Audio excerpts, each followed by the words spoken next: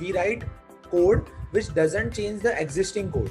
Like there should be minimal changes as much as possible.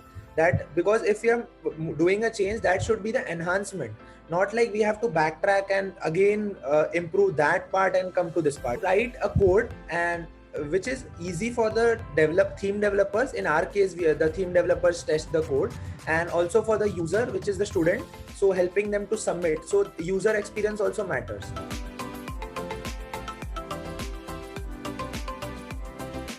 If you use components like in Vue framework or React framework, like the many things will become easier when you write UI, like repeating multiple divisions or summations and all, it will become easier.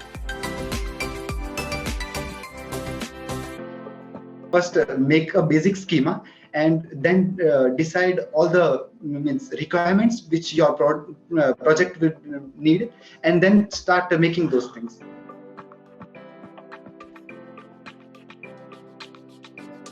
There is already a project running and you're joining in middle. So one thing which we need to keep in mind is that clear all the doubts.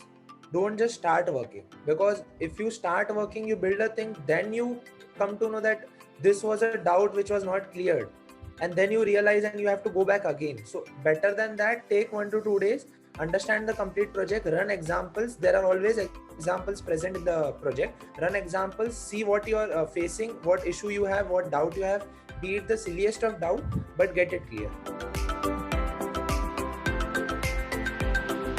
We don't need to be skilled laborers, but we need to be creative engineers. Achieving the required goal is to stick up till the last. Nothing is hard, nothing is easy. You have to just be consistent in your work.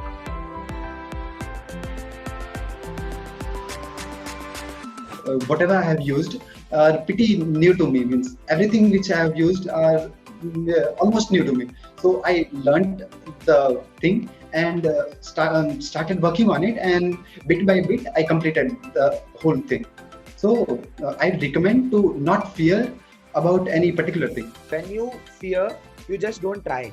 But when you try, you never fear. When I was working with Docker, I had used it, but it was something new which I had to do. I had to do some spawning of Docker containers, but previously I used to just create image and all. So first I was like, it is not possible. So how will I do it? But later when I went on exploring, and when the end result is there, that happiness can't match the fear. So basically that's the difference. When you see the results first time, you never fear next time. Like you see that there are results you are getting. So next time you will still try and expect the results to come.